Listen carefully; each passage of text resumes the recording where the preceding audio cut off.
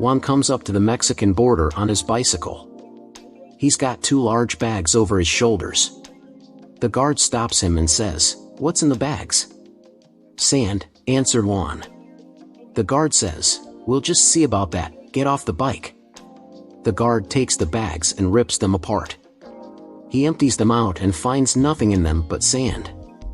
He detains Juan overnight and has the sand analyzed, only to discover that there is nothing but pure sand in the bags. The guard releases Juan, puts the sand into new bags, hefts them onto the man's shoulders, and lets him cross the border. The next day, the same thing happens. The guard asks, "What have you got?" "Sand," says Juan. The guard does a thorough examination and discovers that the bags contain nothing but sand. He gives the sand back to Juan, and Juan crosses the border on his bicycle. This sequence of events is repeated every day for a year. Finally, Juan doesn't show up one day, and the guard meets him in a cantina in Mexico. "Hey, buddy," says the guard. "I know you are smuggling something. It's driving me crazy. It's all I think about. I can't sleep. Just between you and me, what are you smuggling?"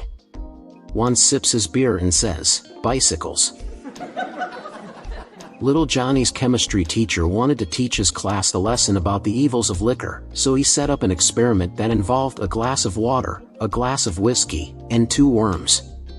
"Now, class, observe what happens to the 2 worms," said the professor, putting the first worm in the glass of water.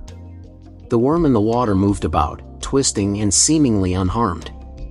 He then dropped the second worm into the whiskey glass. It writhed in pain for a moment, then quickly sank to the bottom and died.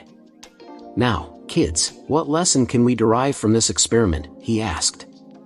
Little Johnny raised his hand and wisely responded, "Drink whiskey and you won't get worms."